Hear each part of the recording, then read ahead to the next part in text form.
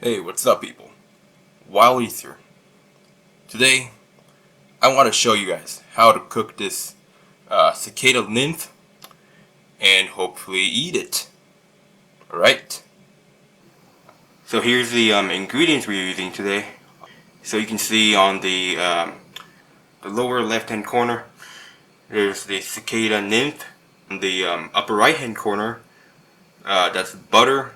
And lastly, on the lower right hand corner, that's a pinch of salt.